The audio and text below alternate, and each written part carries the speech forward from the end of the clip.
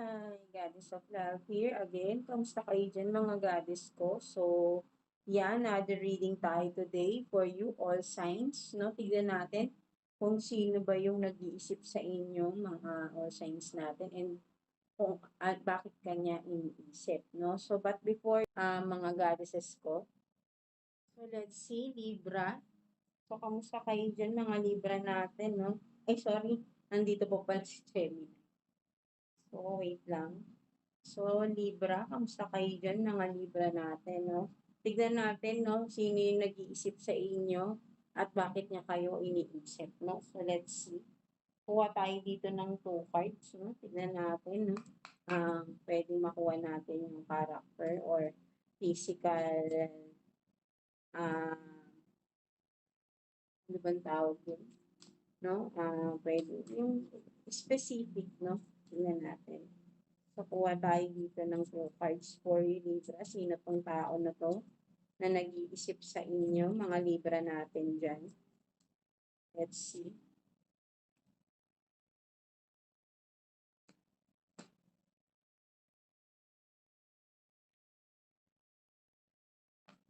So, you have this tribal, no? So, you have this tribal, no? Pwedeng sabihin natin na tribal is old-fashioned, no? Sabihin natin conservative din, no? Kasi pag tribal, di ba, parang pag makikita mo, parang ninuno, di ba? So, pwedeng old-fashioned, yun nga, no? May mga paniniwala na mahilig sa mga paniniwala na matagal na, no, ng mga matatanda, something like that, na parang sabihin natin na maano siya, no, hindi siya yung modern, no, na nakikisabay, no, still, no, meron siya mga paniniwala, no, from the old, no, something like that. Or pwede ring sabihin natin mahilig siya sa mga tribal na mga ethnic, mga ganyan na mga get up, or mahilig talaga siya sa mga ganito, no. Or sabihin din natin na katutubo, pwedeng, yeah, more on ano siya, no, more on ano talaga siya, traditional, no, parang ganun din, no, mga Libra natin. And what else? No, so parehas kay Gemini, no, Australian, no, so maybe, no, ay nasa ibang bansa din tong tao na to, no, kung sino man itong nag-iisip sa inyo, no, pwedeng nasa ibang bansa or pwedeng literally nasa Australia, no, or baka ikaw nasa Australia ka, no, Libra, no, and ikaw tong blonde ang hair, no? Or yung person na nag-iisip sa inyo, no? Vice versa, no? So, just take what's resonate, no? Mga Libra natin, no?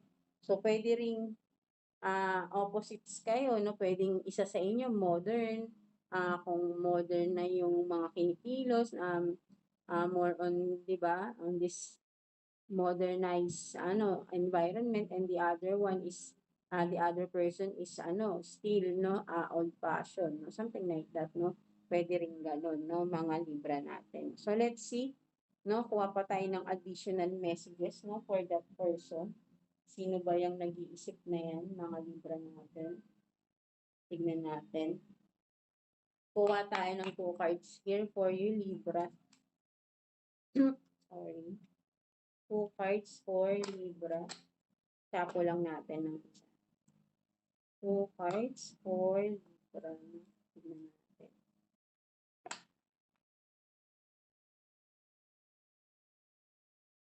Additional messages, no, for this person, no, kung sino ba tong nag-iisip kay Libra natin, no, sa mga Libra natin dyan.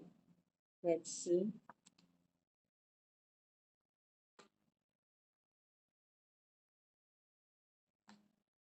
So, you have this 5 of Pentacles in reverse, no? 5 of Pentacles in reverse. So, you have this 5 of Pentacles in reverse.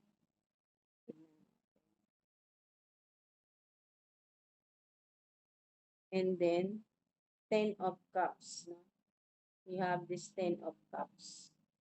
So, I think, no, this person, Libra, no, ito yung sabihin natin na For some of you, pwedeng committed ka sa person na ito, no?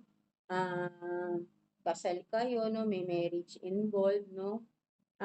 Sabihin rin natin na with the Five of Pentacles in reverse, no?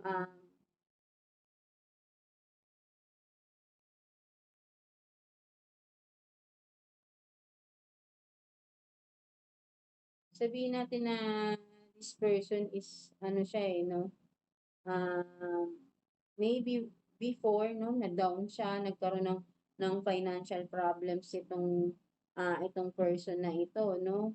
Ah, pero right now nakaka-recover na siya, no? Nakasurvive siya, no? Kung ano man yung napagdaanan niya before, no, tong tao na to, no? Ah, or kayong dalawa, no? Maybe, no, dumaan kayo sa mga financial problem, no, together. Kasi kung for some of you committed na kayo, may marriage involved, no? Yun yung isang dahilan dito. No? I mean, ito yung isang ano na to na this person is still magkasama kayo or uh, yeah, no, connected pa rin kayo, no? So, ito yung person na dumaan kayo sa problema, no? Dumadaan kayo sa problema, pwede rin ganun, no? Mga libra natin, no? So, but then, ang nakikita ko is nakaka-recover na kayong dalawa, no? From the finances na kung ano man to financially problem na pinagdaanan ninyo, no? Or pinagdadaanan ninyo mga libra natin. So, this person, no, ito yung nag-iisip sa inyo, no? Ito yung meron kayong pinagdadaan ng problema financially, no, mga libra natin. So, let's see na bakit ka ba niya iniisip, no, yung tao na ito. Tignan natin, bakit ka ba niya iniisip? Kuha tayo ng 2 cards here for you, Libra. Bakit ka iniisip ng tao na ito? For Libra. Bakit ka iniisip nito, no? For some of you, pwede ring sabihin natin na this person, kung di man kayo connected or I mean, hindi pa naman kayo committed sa person na ito, no? This person is parang nagsisikap siya, no? For some of you, no? Nakikita ko, no? Nakaka-recover siya. May mga pinagdaanan siyang problema financially, no? Wait lang. Yeah, no? Sorry for that, no? So, pwede ring itong person na to, no? May pinagdaanan siyang problema financially, no, from the past, no, at nakaka-recover na siya, no, because I think, no, nag-iipon itong person na to because ang wish fulfill, kumbaga gusto niya magkaroon ng commitment sa inyo, no, mga Libra. So, dalawang senaryo yung nakikita ko rito for some of you, no, there is this person, I mean, na nag-iipon, no, dahil gusto niya ng magkaroon ng commitment sa inyo, no? Something like that, no? So, let's see, no? Kuha pa tayo ng 2 cards for you, Libra. Bakit ka ba iniisip ng tao na ito?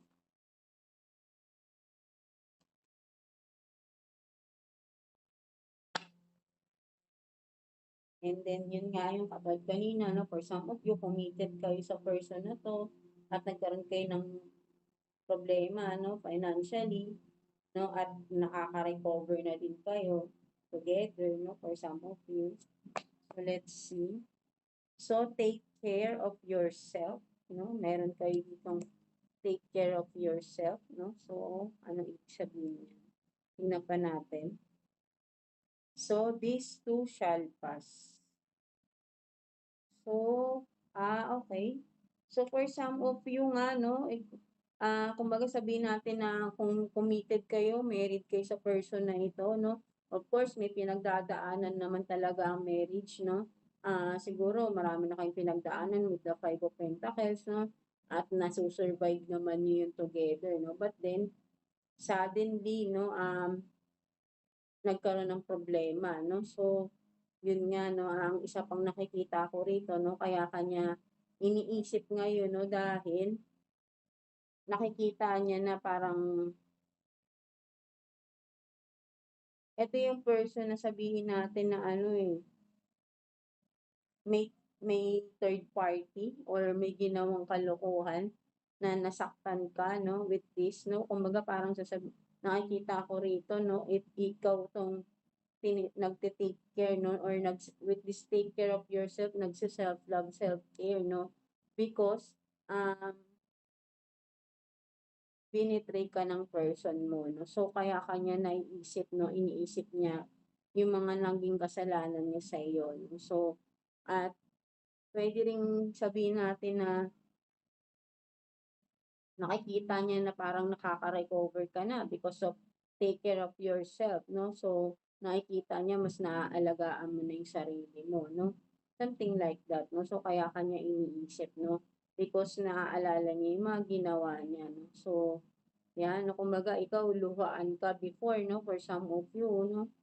Pero siya nagsasaya, no? Something like that, no? So, kumbaga, puro pain yung binigay sa'yo ng person na to, no? That's why, no? Iniisip ka niya, no? Because nakikita niya parang okay ka na ngayon or nagiging okay ka na, no? For some of you, Libra, no? So, ayun yung nakikita ko rito. No? Kumbaga, sabihin natin na tinapon niya lahat ng pinaghirapan ninyo from your relationship, no? Because of temptation, no? Because of this temptation. Something like that, no?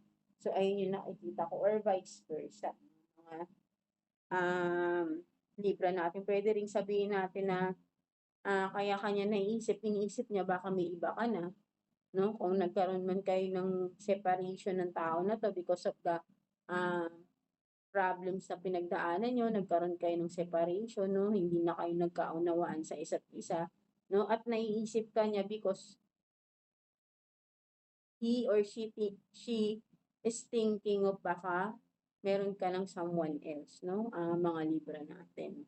So, ayun yun na. Kasi, with the take care of yourself, parang nakikita ko rito, no? Tingin niya, mas gumaganda ka na, you are glowing, no? For some of you, no? That's why, niisip niya, baka may iba ka na, no? Something like that, no? So, ayun din yung nakikita ko rito, no? Mga Libra natin, no? So, let's see, what's the message advice sa'yo ni universe, no? Mga Libra natin, no? So, let's see. Kuha tayo ng one card for you, Libra. Message or advice sa'yo ni universe.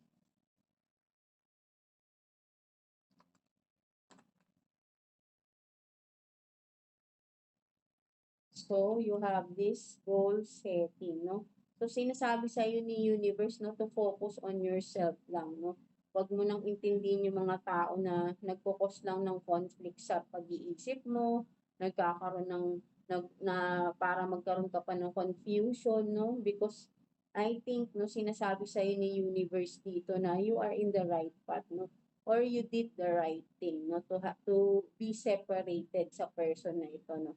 And continue taking care of yourself because um, know your worth, no? Sinasabi sa'yo dito. So, you have to have this goal setting, no? Mag-concentrate ka na sa mga goals mo, no? I-pursue mo yung mga dapat i-pursue na pending because of the relationship you had from the past, no? Na ngayon ay magkakaroon ka na ng time para sa sarili mo. So, focus on yourself. So, ayun yung sinasabi sa iyo dito ni universe, no? Mga Libra natin. So, yeah, that's it for you, mga Libra, no? So, I hope na naka-resonate kayo sa reading ninyo today, Libra. So, yeah, God bless you all and thank you for watching, Libra.